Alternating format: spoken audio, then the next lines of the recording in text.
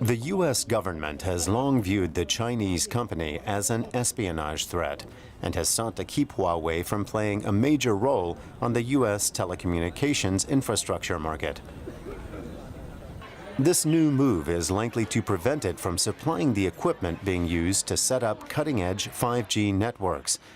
Donald Trump's decision has come at a key moment in negotiations with the Chinese government about future trade relations between the countries. We're having a little squabble with China because we've been treated very unfairly for many, many decades, for actually a long time. And it should have been handled a long time ago, and it wasn't, and we'll handle it now. I think it's going to turn out extremely well. We're in a very strong position. We are the piggy bank that everybody likes to take advantage of or take from, and we can't let that happen anymore. The executive order makes it easier for the U.S. government to directly regulate foreign telecoms, which could theoretically exploit backdoors in systems to pose a threat to communications and national security. In addition, the U.S. has placed Huawei and 70 associated companies on a blacklist. Firms on it have to be granted licenses from the U.S. Commerce Department to use components made by U.S. firms in their technology. The restrictions will come into force in the next few days.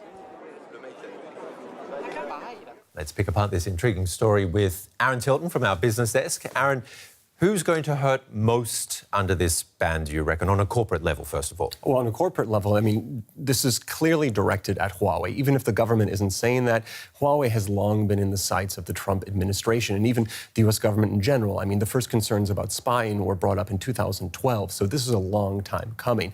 Now, the U.S. isn't necessarily the biggest market and destination for Huawei technology, but the distributed nature of supply chains really means that if the government has to approve all transactions with Huawei, this could actually cause chaos throughout their supply chain. And they do have suppliers who are within the United States, and that could, of course, have knock-on effects throughout the rest of the world as well. But you also have to remember, a lot of rural companies, internet service providers, are dependent upon Huawei technology for creating the next generation of mobile phone networks, because Huawei really produces the cheapest routers and switches out there. And if they can't buy them from Huawei, that could mean we could see a huge delay in the rollout of 5G throughout the United States. So what would that mean for the consumer who's waiting for the next generation of high-speed downloads? Does it mean waiting a couple more years? Well, it could mean waiting a couple more years. It could also just, not happen, at least not in the short term. I mean, look, we've talked about that here in Germany time and time again. Germany's had a huge problem when it comes to rolling out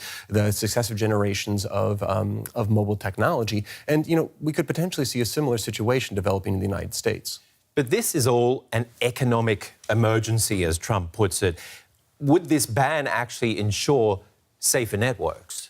Well, that is kind of the big question, because really, right now, we don't know what type of evidence the United States has. It's still under lock and key. Supposedly, based on certain court documents, through some espionage efforts of their own, they were able to determine that there's a more close relationship between Chinese spies and Huawei than the U.S. government is actually comfortable with. But that's only an inferral. We haven't actually seen the evidence. Yeah, I mean, the CEO of the company was a military technologist. That sounds scary, but at the same time, he's not going to want to put backdoors in his equipment when he wants his company to be successful globally. Well, you're right, and he has said as much. He said it would be basically a suicide for the company to do that. However, Huawei has been accused of being rather sloppy when it comes to their supply chain management in general, and that is part of the concern of many telecoms here in Europe. Basically, they're saying there are so many kind of parts that don't really work together, where they don't really know exactly how they're connected, so that could create vulnerabilities in the network that hackers could actually quite easily use, and also governmental hackers as well. Exactly. Aaron Tilton, thank you very much for coming in, and thank you for the analysis. Thank you.